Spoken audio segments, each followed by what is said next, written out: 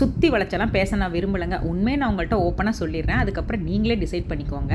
உங்களுக்கே தெரியும், சிங்கப்பூரில் இப்போ கொஞ்ச நாளாக பார்த்தீங்கன்னா ஒரே மழையும் மேகமூட்டமாக தான் இருக்கும். எந்நேரமும் கருகும்னு தான் இருக்கும்.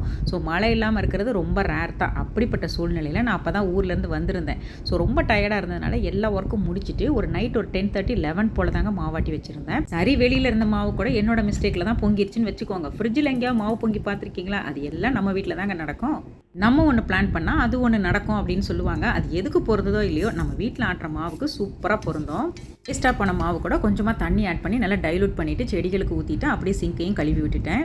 ஈக்குவல் போர்ஷனில் கடலைப்பருப்பு உளுந்தம்பருப்பும் எடுத்துகிட்டு இது கூடவே ஒரு 4-5 பல்லு பூண்டு, கொஞ்சமாக வந்துட்டு புளி, காரத்துக்கு ஏற்ற மாதிரி பச்சை மிளகாய், இது எல்லாத்தையும் சேர்த்துட்டு நல்லா வறுத்து எடுத்துக்கணும். இது கூடவே பார்த்தீங்கன்னா நல்லா கொஞ்சம் இனிப்பு டேஸ்ட்டோட இந்த மாதிரி வெங்காயம், ஒரு 2 மீடியம் சைஸ் வெங்காயமும் ஒரு 3-4 டேபிள் ஸ்பூன் வரைக்கும் துருவன தேங்காய் ஆட் பண்ணிவிட்டு நல்லா வறுத்துட்டு லாஸ்ட்டாக க்ளீன் பண்ணி கட் பண்ணி வச்சிருக்கிற கொத்தமல்லிகளையும் இது கூட ஆட் பண்ணிவிட்டு கொஞ்சமாக கல்லுப்பு, தேவையான அளவு தண்ணி சேர்த்துட்டு நல்லா ஃபைனாக அரைச்சி எடுத்துக்கலாம். கையோட எப்பவும் போல் ஒரு தாளிப்பையும் போட்டு அதோட தலையில் கொட்டிட வேண்டியதான். அவ்வளோதாங்க. இப்போ எத்தனை இட்லி இந்த சட்னியோட உள்ளே போச்சுன்னு கணக்கே தெரியாது. அவ்வளோ சூப்பராக இருக்கும். பிடிச்சிருந்தா சப்ஸ்கிரைப் பண்ணுங்கள். தேங்க்ஸ் ஃபார் வாட்சிங்.